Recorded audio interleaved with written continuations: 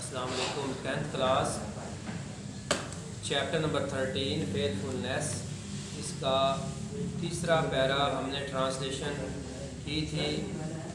Half पैरे की हमने ट्रांसलेशन की थी। अब नेक्स्ट जो हाफ इसका पैसेज है उसके बारे में हम इंशाल्लाह पढ़ेंगे, उसकी ट्रांसलेशन करेंगे। I have buried the gold in the earth in a field and no one knows the place. मैंने सोना एक मैदान में ज़मीन में दबा दिया है और किसी को वो जगह मालूम नहीं।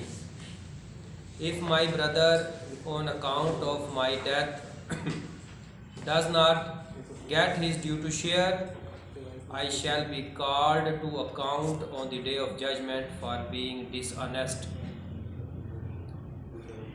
मेरी मौत के सबब अगर मेरा भाई वाजिबुल वसूल हिस्सा ना ले पाया तो क़यामत के दिन मुझे इस बेईमानी के बारे में बाज़ पुरस होगी। बी काइंड, रहम कीजिए, and grant me 3 days time, और मुझे 3 दिन की मोहलत दें। After handing over the gold to trustee I will return to face the death. मैं सोना अमीन के सपुर्द कर कर मौत का सामना करने के लिए वापस लौट आऊँगा। कैलिफ खलीफा, have you anyone who can stand as surety and who will be willing to suffer death if you fail to return. क्या तुम्हारे पास कोई ऐसा शख्स है जो तुम्हारा ज़ामन बन सके और जो तुम्हारे ना लौट सकने की सूरत में अपनी जान दे सके। विलेजर देहाती, looking at the people present in the court and pointing to हज़रत अबू ज़र गफ़ारी रज़ी अल्लाह ताला अन्हु,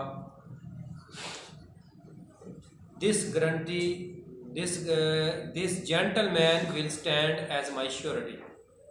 देहाती अदालत में मौजूद लोगों की तरफ देखते हुए हज़रत अबू ज़र गफ़ारी की तरफ इशारा करते हुए कहता है कि ये शख्स मेरा ज़ामिन बनेगा। कैलिफ खलीफा, एड्रेसिंग हज़रत Abu Zar Ghaffari, do you agree to stand as surety. हज़रत अबू ज़र गफ़ारी से मुखातिब होते हुए कहा कि क्या आप इसका ज़ामिन बनने की हामी भरते हैं। हज़रत अबू ज़र गफ़ारी, आई डू। हज़रत अबू ज़र गफ़ारी ने जवाब दिया, जी मैं हामी भरता हूँ। यह आपका 3rd पैराग्राफ, इसकी ट्रांसलेशन कंप्लीट हो गई है।